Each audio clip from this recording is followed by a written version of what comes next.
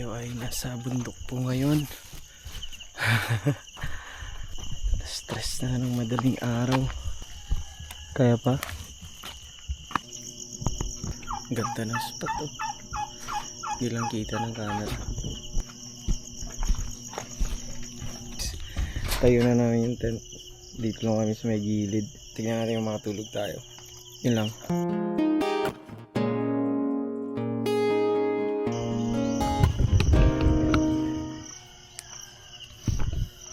So ayun, good morning.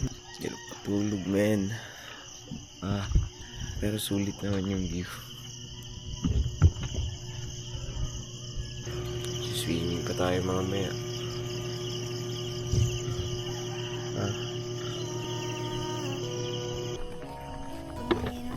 Wala pang tulog.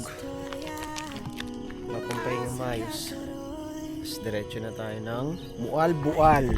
Sana maging maayos pa rin ang lahat. Kasi so far, goods naman. Sa kung mga batik nga istorya, namiss na kayo tigha. Alina sakay na kuyugi ko mga tuta sa bukid. At tutadatos lang ni ang hangin.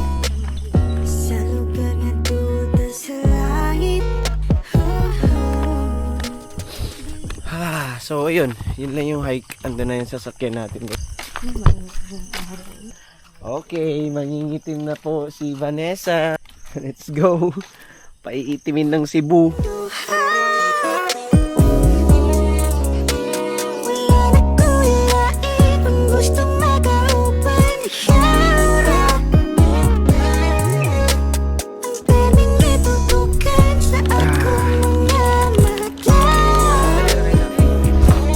Ito yung isa sa namiss ko eh, Cebu.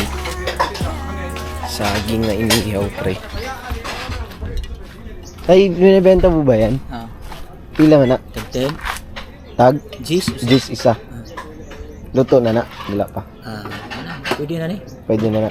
Tangan, margarina, sukar.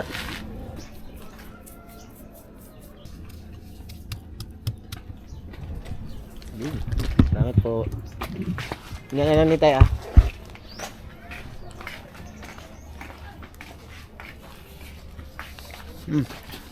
Solid.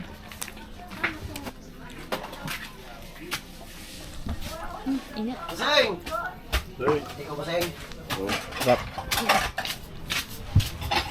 Okay. White, Karachoy. Snorkeling site dito sa Malboal. Kami pala yung snorkeling kayo nyo dito. Ako si Milfred, siya si Joseph. Also known as si Yogyog. Ang activity natin ngayon dito is shoreline snorkeling activity. Yung area na pupuntahan natin dito ang Sardines Run, si Turtles, saka yung mga corals. Sa Turtles sir, bawal tayo humawak. Pwede tayo lumapit. Kukuha tayo ng video isa-isa sa inyo.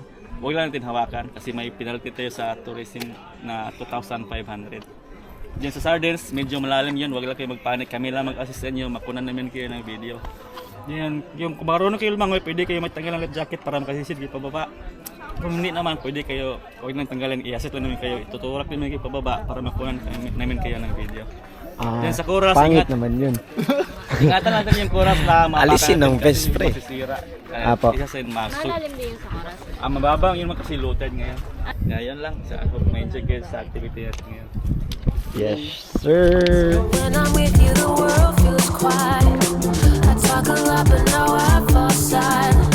A loss for words, a strength left in my knees. I'm not the type to feel